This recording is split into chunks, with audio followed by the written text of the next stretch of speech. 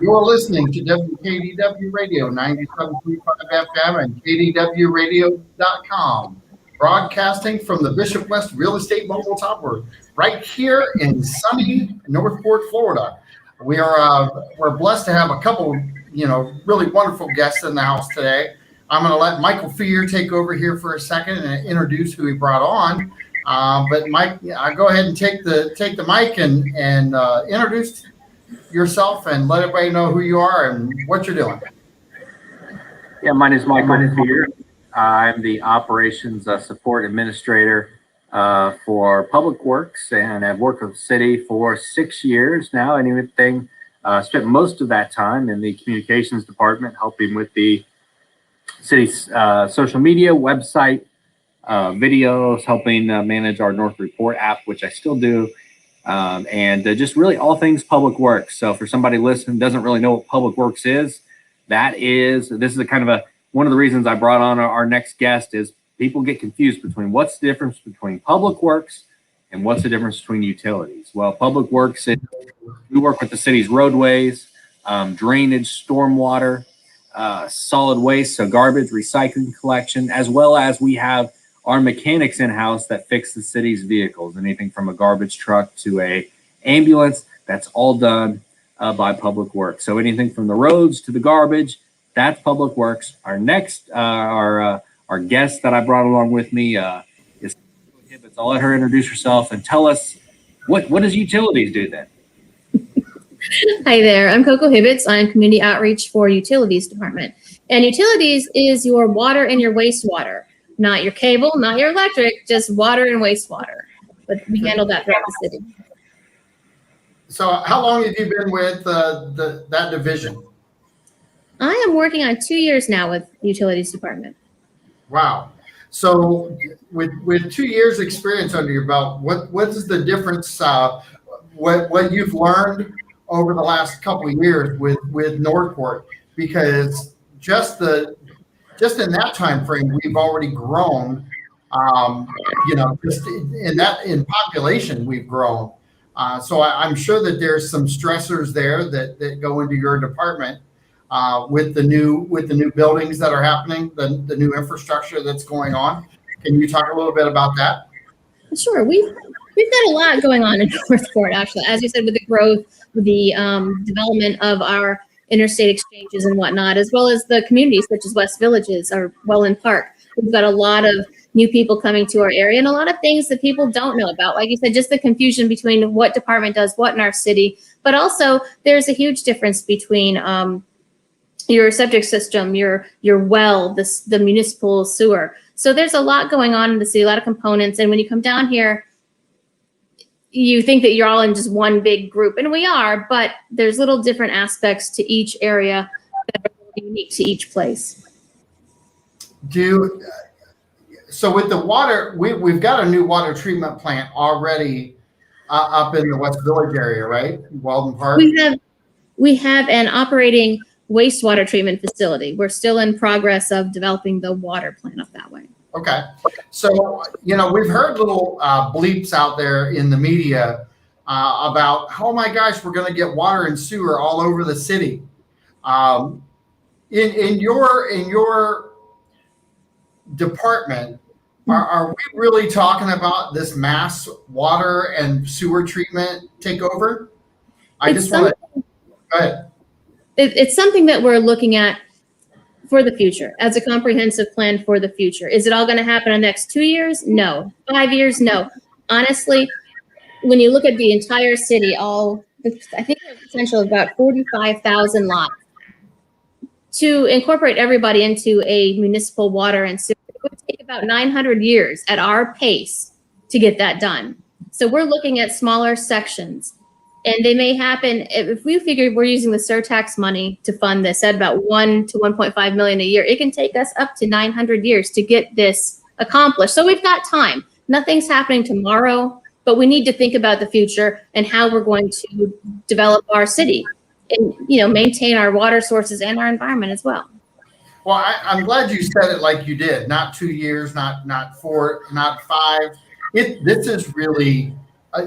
I would think in the next 20 years, we're going to see some infrastructure laid, but we're not talking about the fifth largest landmass city in Florida being plumbed and sewer ready all over the city, right? No, this is not an overnight plan. It's simply not. And I think something that we have to consider is then when general development initially plotted and planned for our community, they didn't have infrastructure in place. That wasn't required at that point. And now as things grow and we are an incorporated city and we have a large population, it is something we have to consider. And it wasn't considered 60 years ago, but it needs to be considered now. And it's good for us to have a plan in place so that we can move forward and ensure, Go ahead. Yeah, well, it's just ensure the future for our kids and for our grandkids to make sure that they're not going to be dealing with a lot of pollution and, resources that have been compromised. So I actually, because of real estate, I've had customers actually come up, and I had one guy actually come up. He wasn't a customer, potential down the road possibly, but he said, "Oh, the reason I didn't buy in Northport is they've got all that sewer going in that I heard about." And I said, "Well, that's funny. What sewer are you talking about?" Well, he lived on this side of Toledo Blade, south of Toledo Blade. And I'm like, no, there's no infrastructure going in out there. If there's any infrastructure that happens, it would be along Price Boulevard. Whenever that project got redone, I'm sure that they would start laying some water and sewer pipe at that point. But this isn't what you would call a mass takeover plan. This is a projection that everybody needs to be aware of that's going to take place, but it's not going to affect your pocketbook today. And I've heard people talking about there could be a $10,000 charge. We don't even have projections on those numbers yet, correct? That's correct. The numbers that have been thrown out there, around $27,000 for both water and sewer, that's based on the estimates of areas around us, such as Inglewood, Port Charlotte, Sarasota. That's what they've been paying in our area. So it's a reasonable amount. However, we do not know the actual amount because we don't know without a better plan and more specifics in a design to know what our costs will be and then what grants and funding we might be able to receive from the state, from federal government. So that will affect the price at the end of the day. And I'm glad you brought that up because this whole thing, we actually talked a little bit about it with Pete on Pete Emmerich on Monday, and even he was saying, we have got to start thinking about the future, and the reason we're doing that is we're actually plotted on top of our drinking water, correct? Very much so, yes. And a lot of the septic tanks in certain areas, and I know Port Charlotte had the same issue, and they're correcting a lot of those now with them being older, and there was no real true monitoring of the septic tanks themselves. And I think they've gotten a good plan into place now where they're recertifying every 4 to 5 years. Are we looking at doing something like that also with our septic tanks? I don't know that that's on the table right now. Currently, we don't have any mandatory inspections for the tanks annually, nor more than we do for our wells. And just as a precaution, as a homeowner with a well, a lot of people don't do the due diligence and the maintenance to them, unfortunately, because, again, we're from other areas. Maybe they don't have a problem where they're from somewhere else. But I think it's important to test your well once a year, but also your septic tank. We don't have anything mandatory in place at this point. So if you have a septic system that was built in your house that was built in the 60s, is it leaching? That it may be working perfectly fine, but the potential is that it could be leaching, and who would know? So I don't know that we have anything in place that the commission's looking at right now. I'm not positive myself. I'd have to double check for you, but I don't think that we have anything proposed at the moment for that. So if there are any listeners out there, one of the rules of thumb is with a septic tank, and you can call any of the septic companies around. My favorites that I like to use because they're truly into using some of the more biodegradable treatment plans that they get like baker's yeast into the septic tank instead of the blue dyed product that you can buy at Home Depot.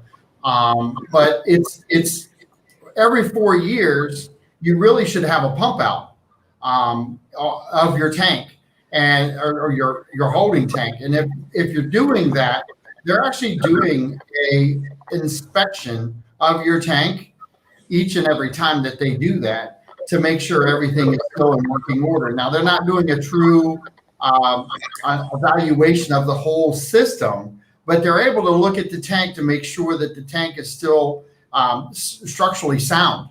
And that's a big deal too. And in trying to keep our drinking water from getting kind of exposed to a lot of septic waste, correct? Correct. Right.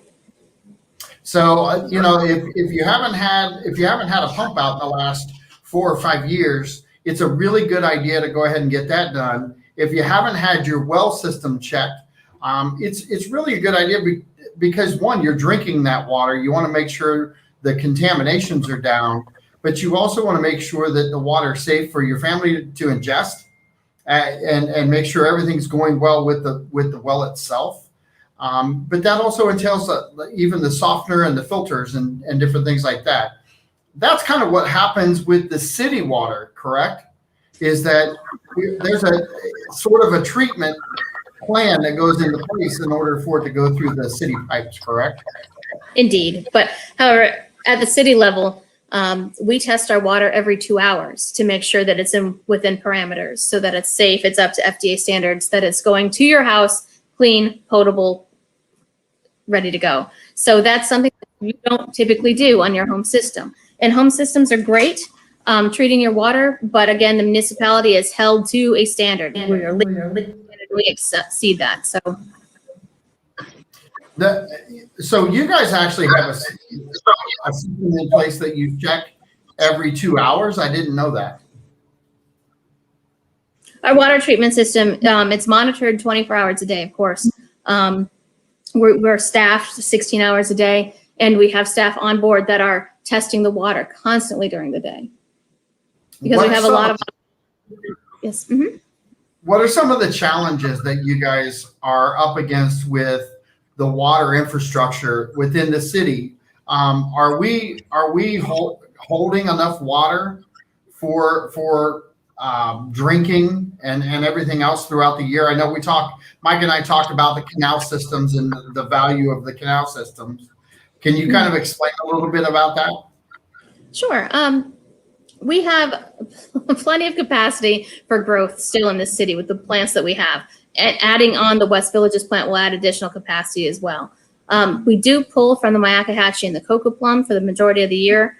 And also when dry season comes and our total dissolved solids become too high, then we start getting water from Peace River through that exchange. I think that's down on like Rain Tree. So we start pulling water from them to treat it and fuse that with, I believe that's when we start fusing it with our reverse osmosis system water. I believe. Don't, I better double check on that one. But we have other, we're set during the year. We don't have a problem at all. And do you see another water treatment plant being needed in the future if we enlarge our water out into the city? Again, we have the West Villages plant that's coming online here in the next couple of years.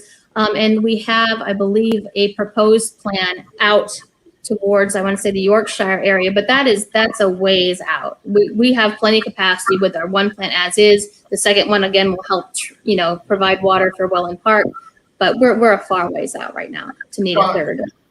And a lot of those evaluations would take place with rooftops being out in the Yorkshire area, correct? I believe so, yes. So, because you're going to address that need when it's there. Yeah. But, there is a potential plan in place to say that when it gets to that point, we would have that available, hopefully. So. Let's see. In Charlotte County, we must have our septic certified by, every 5 years. So there They do that every 5 years down in Charlotte County. That's and I know that just from selling down that way, that has saved them a lot of issues. And I hope Northport, eventually goes to something like that and kind of makes it mandatory every 5 years to get that recertification. Because I think it would save a lot of the red tide issue that we have. But we are still kind of newer as far as the septic tank area goes. We've got some older homes but they're not from the 1950s like they have in the Port Charlotte region. Most of our older homes are in the GD area, and they're on sewer and septic. So, Mr. English, put that back up. The interchange septic line. When does that due out? It's Sumter and 75. Do you know anything about that? You're muted. Hold on. All right, go ahead. Start again. Sorry about that. I do know that area is one of our targeted interchanges, but I don't know the date. I can check back and email that back to you, but I am not positive that date at this point. Well, I know that we had Pete talk about a little bit about infrastructure and different things going on Monday, and those two exchanges on Toledo Blade and Sumter, they're really hot topics right now as far as getting the infrastructure put in. Mike, do you have anything to add in or that you know of that's coming, or Coco, do you want to go for it? I haven't heard any news about that intersection. It's not. I know it's definitely something that that our staff has worked on as far as to try to talk to the state about that and to encourage that work. But as of now, there's no plans or anything set in stone. It's all just something that we're working towards. But that would be something that the city will announce as soon as something like that comes official. You'll see that on all the city's websites, social media, all the channels we send out info. But as of now, nothing official or coming up soon. I mean, you're talking years minimum. And I'll say this too, unless we get some huge participants in either one of those two interchanges, we're not going to have anything happen without some grant money along the way, I wouldn't think. And I know that we're applying for grants in different areas all the time for infrastructure and different things like that. Do you know of anything that's happening right now with grant money with Toledo Blade or Sumter on 75? I'm not familiar with anything as far as interchange goes with that. I know for a fact we just finished up a project with grant money that we used for the bike lanes on Biscayne. We received 1.3 million in grant money from the FHA. The exact name, it's like Federal Highway Administration, I think is the exact name for that. But we received 1.3 million from them. We added a 7-foot bike lane on both sides of Biscayne, from Glen Outland to I think it's Ellington, right there on South Biscayne, and it's finished up, looks good, and I think people are already using it, I've heard. So if you go to our Facebook page, you can kind of see some before after photos. But that was a recent grant project we just finished. Don't we really try to target grant money when it comes to these major projects? Oh, all the time. I mean, we've got a specific grant writer that the city added as a official staff member last year, 2 years ago, and I know that that's already paid off in several areas. I'm not an expert in what we've done grant wise, but I do know it's something that we've got somebody that's dedicated. They are trying to find these grants for these type of projects. Well, I know talking with the commissioners that the grant money is actually a value because when it comes to budgets, we're not really hitting the taxpayer up on the budget side of things for different projects when it comes to infrastructure. You had one project that you guys redid that you actually took in. That was over off of 41, and you did in-house. We talked about that on the show. It was a drainage. Any more details about it? It's escaping me right now which one you're talking about. It was the one that you brought in-house and you designed in-house. And you guys did the water runoff, the gullies, and redesigned everything and put the drains. Oh, you're talking about one of the side streets over there, south of 41. What's that street? I know what you're talking about. It's kind of behind Family Table, kind of close to the Catholic Church on 41 there. We redid an entire street's drainage. It was a several month long process. And that went, really well. I think the residents, I haven't heard any complaints. I think the residents really enjoyed it. And that, again, a lower area of the city by elevation.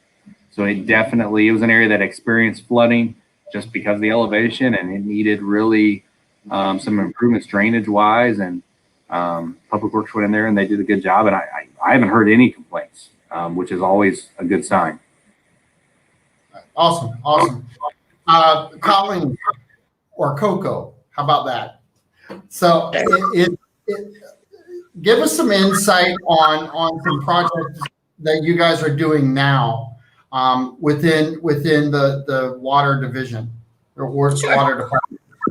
Well, something to talk about, going back to grants, we just received $1.8 million from Governor DeSantis for inflow and infiltration. So we are rehabbing our lift stations. We're putting in alternative emergency power to those. So the next time we have a huge storm event like Irma or Charlie, if the power goes out, we'll have the capability of powering those lift stations and making sure everything stays running and flowing the way it should.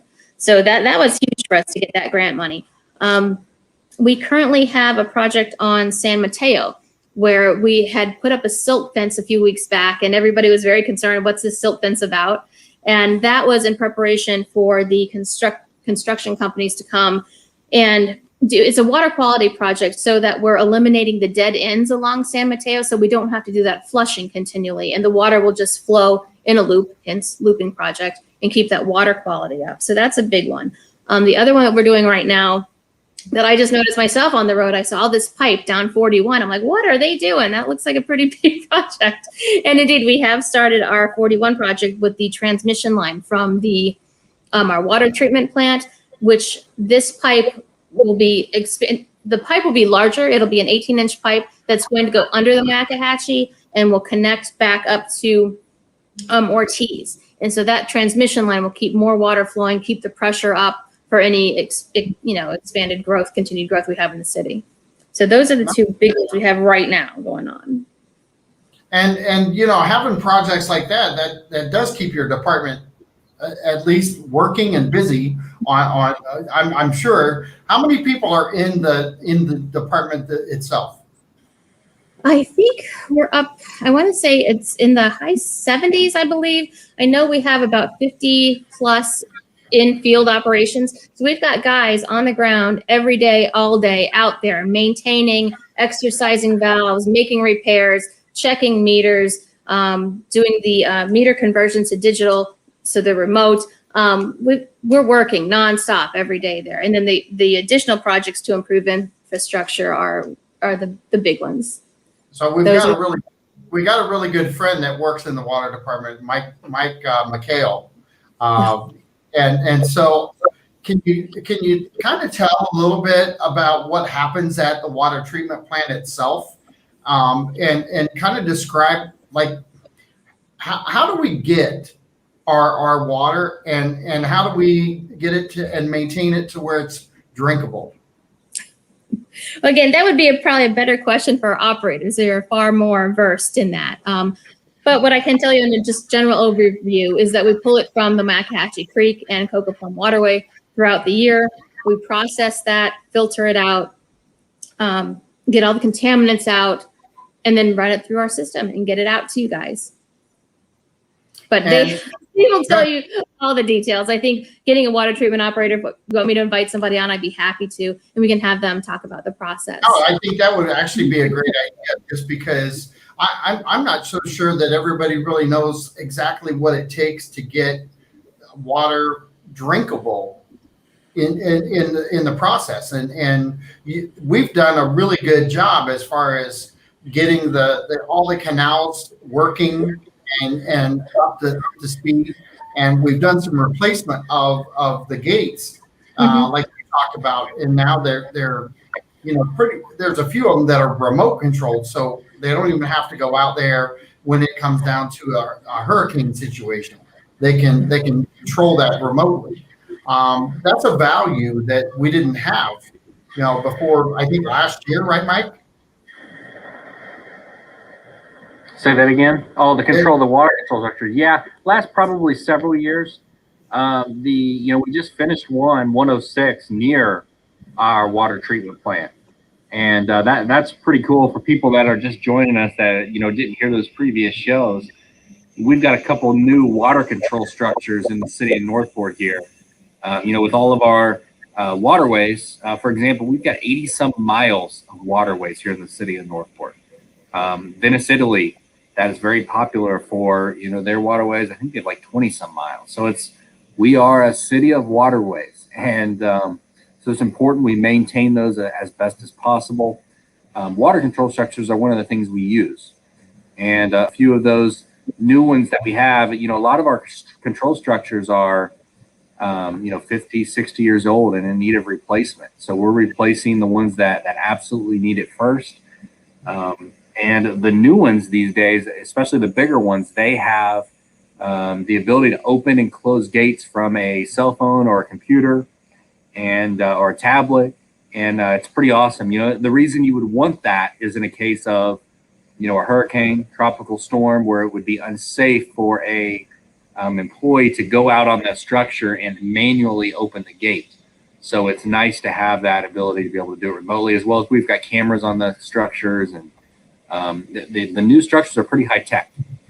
And the newest one we had, I think, was drilled into the ground like twice as deep. So it was twice as sturdy, twice as reliable.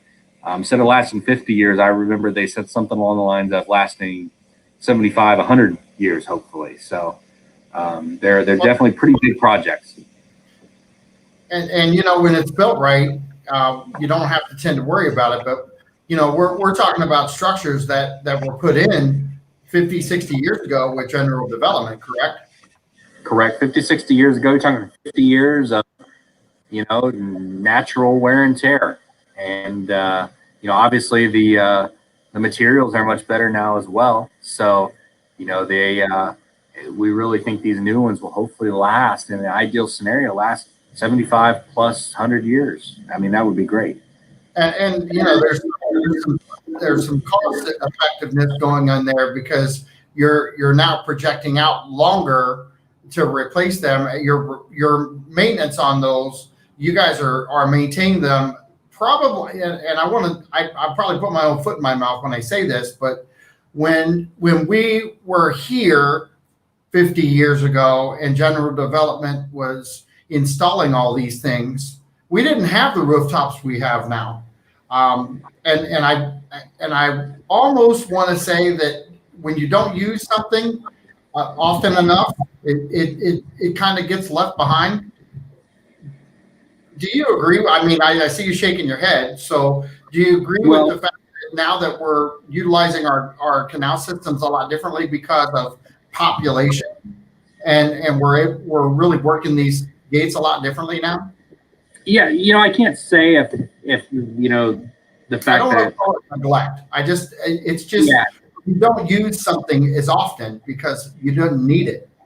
I mean, that's true for most things. However, I would say as long as I've been here, 6 years, they've been using the gates pretty consistently. We've got a staff member that literally that's his job day to day, is to monitor the water level. So I can't really comment on what happened before that.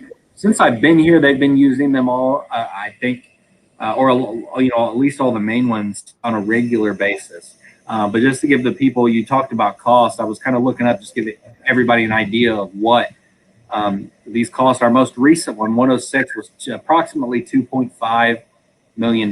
So these are big projects, these structures. We're not talking about a tiny bridge. We're talking about a $2.5 million structure. what are the values of the canal system and the operating system?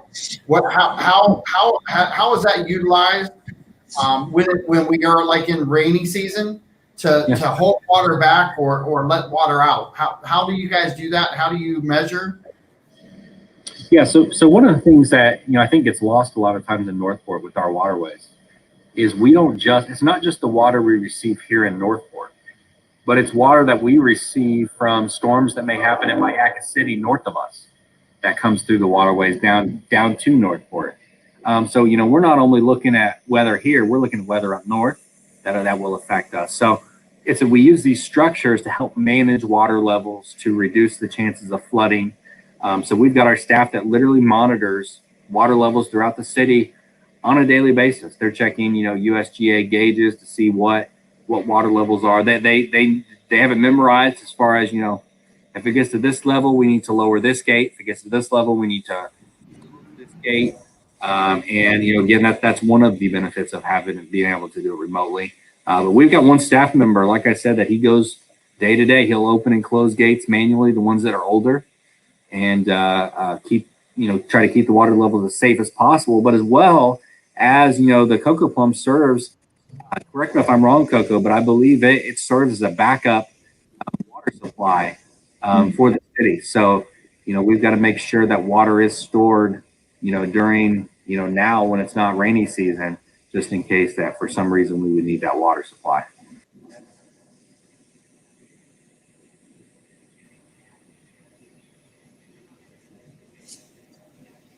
Silence. Is that correct, Coco? Yes, that is correct. Awesome. Okay. So is there with the water treatment system itself, the different mechanical mechanisms now, how many old structures do we still have? The majority of them. I don't know the number off the top of my head, but it's the majority of them. I think we have. We still have work to do. Yes, there's now not all of them are to the. I will say we've got, let's just say 50, 60 structures in the city. They're not all big water control structures. So some of them may be smaller structures that would not be as important to the infrastructure as a whole. But there's a significant number still left. So it's definitely something that we're trying to do one a year. And right now, as far as the way that's working is working out fine. So, but we're trying to design one, and at the same time construct one. That following year, the one that was previously designed, constructed, and so on. So we're trying to knock one out a year, and it's definitely something our staff is inspecting on a regular basis to make sure that infrastructure is in good enough shape. Well, and I don't want to pick because we have 50 or 60 years of use out of what we had, and we're kind of at the end of life on a lot of them, right? And that's why they're getting replaced. And I'm trying. Well, I mean, you got to say 50, 60 years that a lot of these have been out there. I'm trying to get us an exact number that I've got here for how many we have. If you give me a second here, John, I can probably find that number for you. And the only reason I was asking that question, why you're looking that up, but the only reason I was asking that is that we have to plan one for the future anyway, because we're going to all be on city water, city sewer at some point, years down the road. But when it comes to the infrastructure, we're learning that at Sumter and Toledo Blade in 75 is that if we don't put the infrastructure or go get the infrastructure going, people aren't drawn to our exits. Sort of like the same thing with the infrastructure of the water. We're never going to be able to transition over if we don't maintain the waterways now. Correct, Coco? People expect that, when you turn on the faucet, the water comes. When you flush your toilet, things go out of your house. But we don't really think about how long has this piping been in place, how long have our structures been in place, our valves, and that is a constant need to maintain, upgrade, and repair. So, you know, that is a lot of where our funding goes, is in general maintenance for the structure we have. Right. Well, and I'll point this out too, because they've done some things now with the homes as far as a relining of water pipes and different things like that now, that there's a coating that goes inside. Are we doing things like that also within our city? We are, and that's part of that $1.8 million grant we got from the IRMA money, is we are going through and relining our manholes, where we have a contractor that comes in and smooths them out, solidifies them, and makes it a better flowing, better maintained manhole, actually, so that you don't get the inflow of stormwater into our system that has to be processed by our wastewater plant. That's one of the big things right now that we're involved in, is doing inflow and infrastructure. And that's important for whoever's on water now, correct? Well, it's important for our wastewater treatment facility. It's just a lot of added volume to process when it's not necessary, just because we have a way for the water to currently get into the system because of the aging infrastructure breaking down a little bit. So there's water in our pipes that's stormwater. It's not necessarily wastewater from homes. It's coming in as stormwater. So that's something we're addressing to make it a more efficient system all the way around. And we deal with different parts of the infrastructure every year, I'm sure. Do you know how many miles that we take care of yearly when it comes to the maintenance side of it? Oh, I wish I did. I didn't have that stat with me. I did have that on report here recently, but it's significant. It's significant.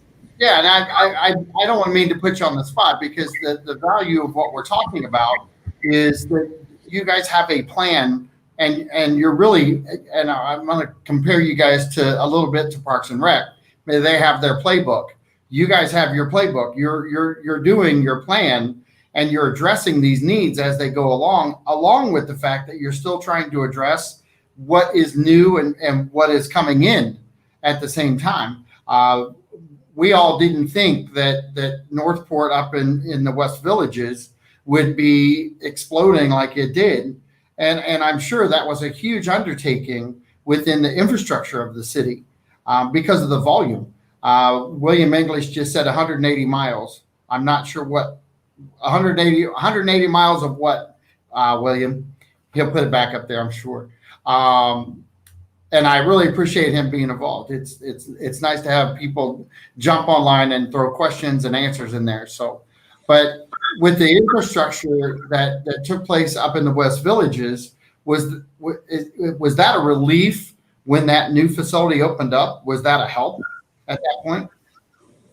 It does. It increases our capacity, that's for sure. And so it can address any future growth we have. That helps a lot, by all means. But I mean, things that we don't think about, like prior to working for utilities, I never really considered the water mains that are above ground on the bridges that run parallel with the bridges. We're moving a lot of those under the waterways so that they don't get the corrosion. They don't have that kind of wear and tear as often. Who would have thought of that?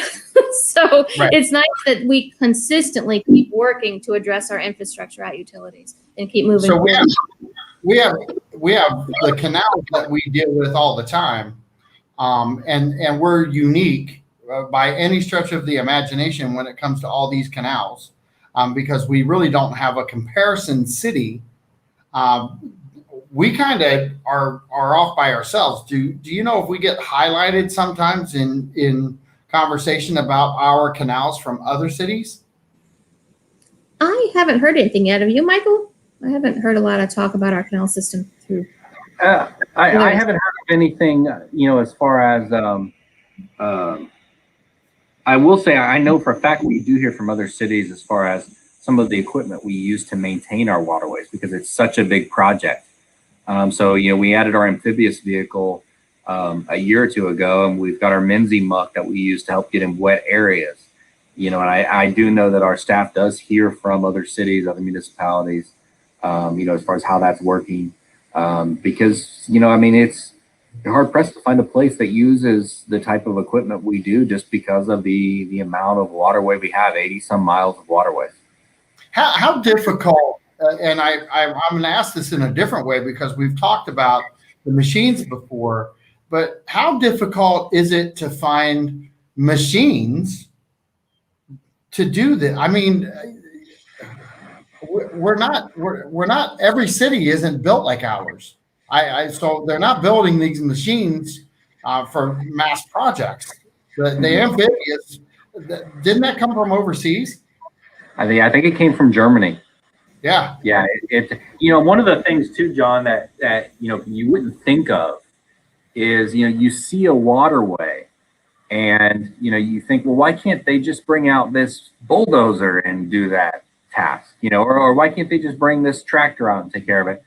Well, the challenge is that in some areas, there's not a great entry point into the waterway. Maybe the entry point was half a mile down the waterway, so you almost need you don't want to tear up anybody's property, with big equipment. So you almost need, that's why the amphibious is such a, beneficial piece of equipment, is because we can access that waterway just from like a space we would put a airboat in, and it can drive to a location, even get up on the bank if it needs to, but do some maintenance in areas that, just to be honest, if we were to get out there with like a Menzie muck, it would probably, we would have to go on private property, which we can't do.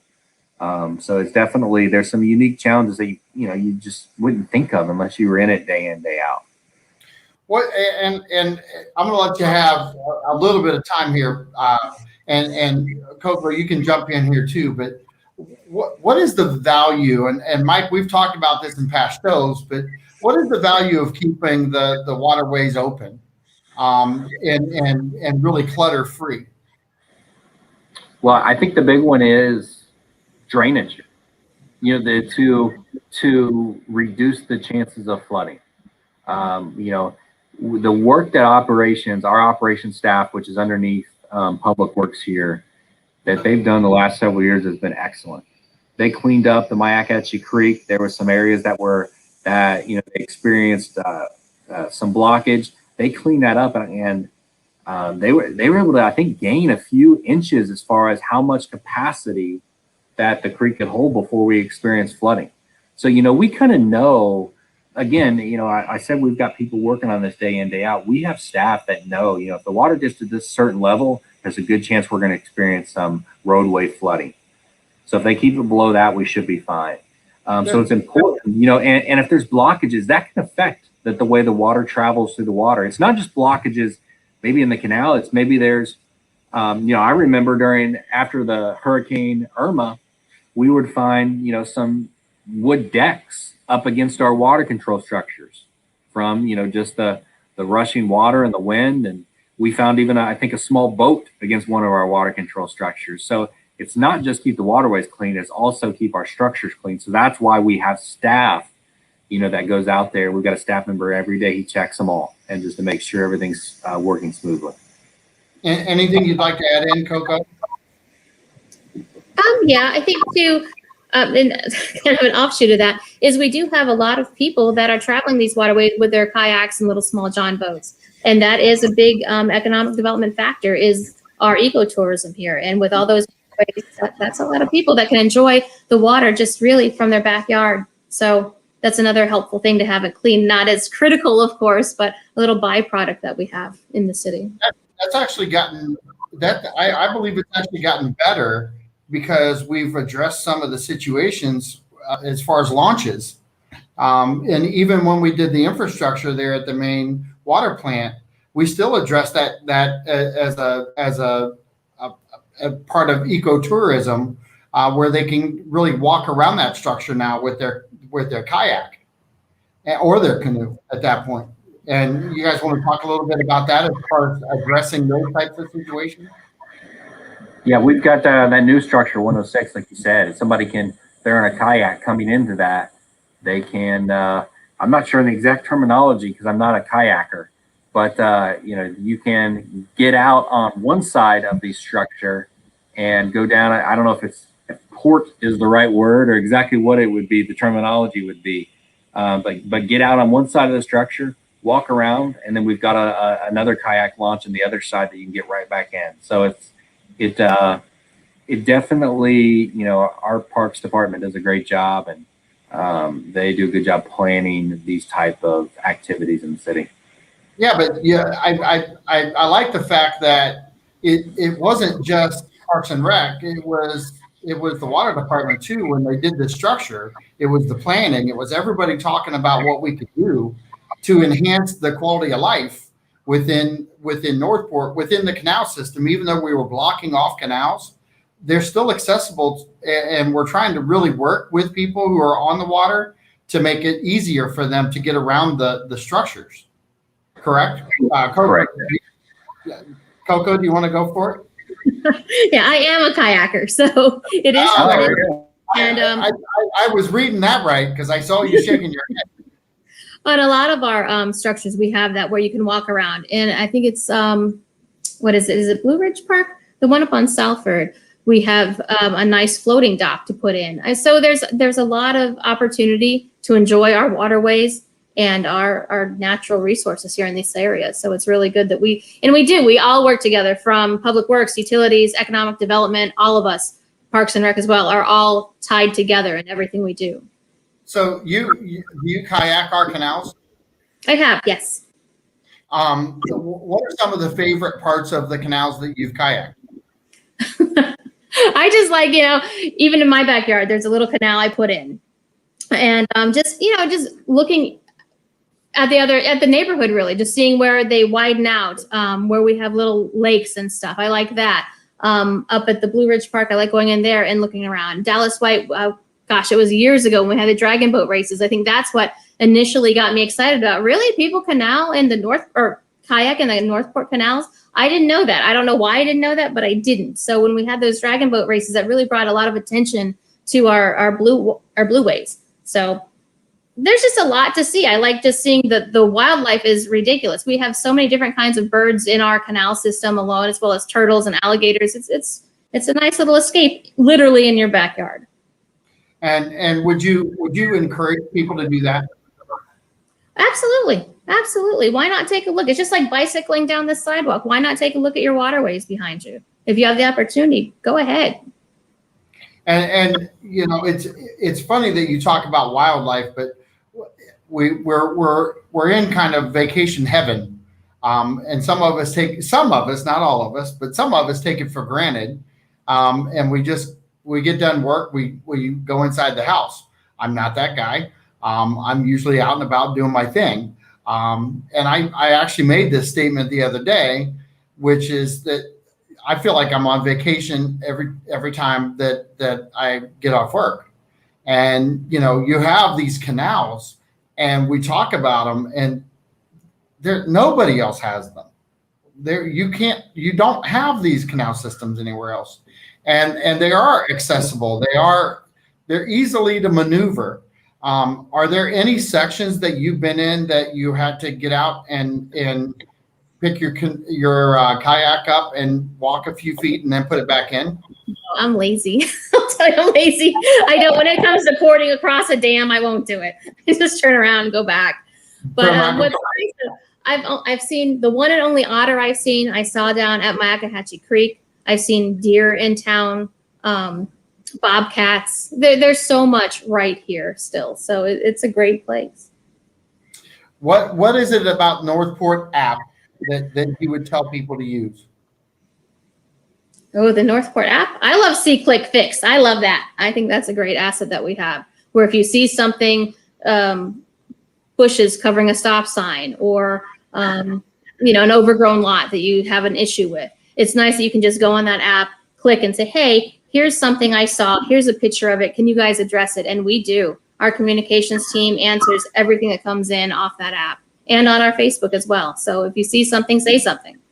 So if you're out on the canal systems and you're out canoeing, what is something that you would like, if they saw something, all right, if there was something wrong, what are some of the things that you could see wrong that you would like somebody to say? Maybe tree down, into the water, anything like that?